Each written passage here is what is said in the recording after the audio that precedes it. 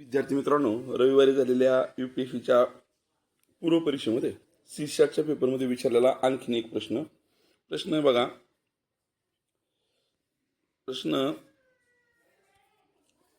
6चा 129वा घात गुणिले 7चा 307वा घात संख्या के इकाई स्थान युनिट प्लेस में क्या अंक है. थोडक्यात काय, या 6चा 129वा घात गुणिले 7चा 307वा घात केल्यानंतर जे उत्तर येईल त्याच्या एकक स्थानी कोणता अंक असेल असा हा प्रश्न आहे. या प्रश्नाचं उत्तर सोडवण्यासाठी आपल्याला काय करावं लागेल बघा. पहिल्यांदा एक बेसिक गोष्ट समजून घेऊ आपण. जर समजा आपण 24 गुणिले 48 केले, उदाहरण म्हणून समजून घेऊ, आणि या गुणाकाराच्या एकक स्थानी येणारा अंक विचारला तर तो अंक नेहमी या एककांच्या अंकाचा गुणाकार किती आला, 32 मधला जो एकक स्थानचा अंक आहे 2, तो या गुणाकाराच्या एकक स्थानी येणार आहे. परत एकदा समजून घ्या. कोणत्याही संख्यांचा गुणाकार करत असताना समजा आपण दुसरं उदाहरण घेऊया, 36 गुणिले 12 या गुणाकाराच्या एकक स्थानचा अंक आपल्याला जर विचारला तर आपण काय करायचं, फक्त या एकक स्थानच्या अंकाचा गुणाकार करायचा. 6 आणि 2 12, आणि त्यातला जो एकक स्थानचा अंक आहे तो 2 हा या संख्येच्या पूर्ण गुणाकाराच्या एकक स्थानी असणारा अंक असणार आहे 2. आता आपण या संख्या काढूया.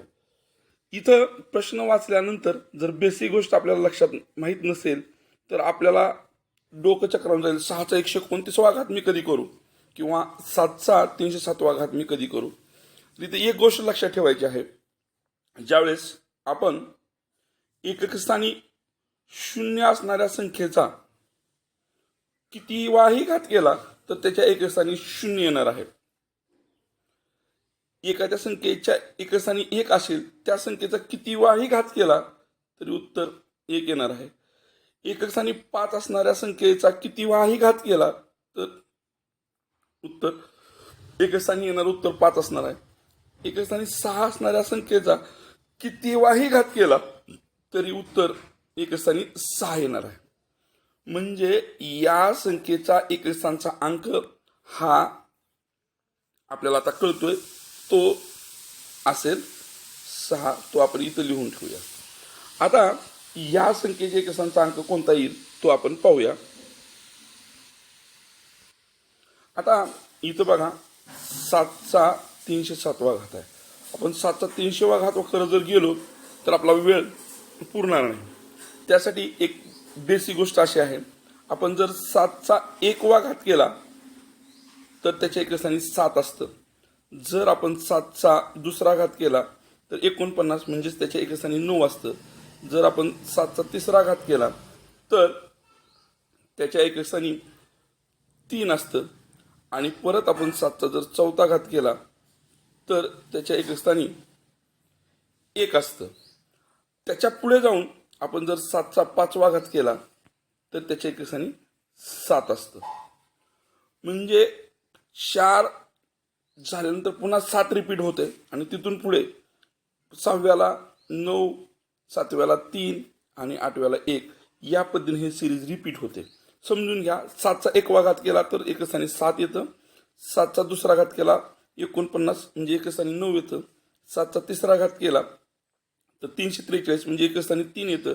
343 गुणिले पुन्हा 7 न गुणलं म्हणजे 7चा 4था केला 3 7 21, एकक स्थानी 1 आलं, हातचे 2 गेले. आणि 7च्या 5व्या पासून पुन्हा एकक स्थानचे 1 आणि गुणिले 7 केल्यानंतर एकक स्थानी 7 येणार आहे. म्हणजे आता आपल्याला या संख्येच्या एकक स्थानचा अंक काढण्यासाठी काय करावं लागेल बघा. आपल्याला या 307चे 4 गट पाडावं. म्हणजे त्या 307ला आपण 4 न भागूया. 4 1 4, 4 7 28 उरले 2, 2च्या पुढे हे 7 घेतले 27 झाले.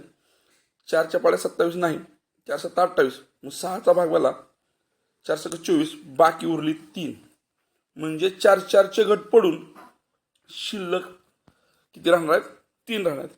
म्हणजे 7चा 3रा घात शिल्लक राहणार आहे. आणि 7चा 3रा घात केल्यानंतर आपल्याला एकक स्थानी 3 मिळतात. आणि मग आता या संख्येचा एकक स्थानचा अंक आपल्याला 6 माहित होता.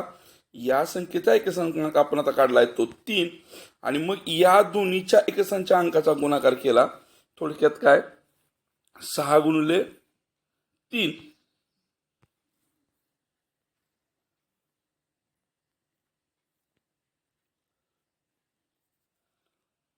जर आपण 6 गुणिले 3 केलं तर या संख्येचा एकसंख्याक 6 मिळाला होता, या संख्येचा 3 मिळाला होता. या दोन्हीचा जर गुणाकार केला तर आपल्याला मिळतात 18 आणि आपल्याला विचारलेलं काय एकस्थानचा अंक. या 18 मध्ये एकस्थानचा अंक 8 आहे. म्हणजे या प्रश्नाचं उत्तर येणार होतं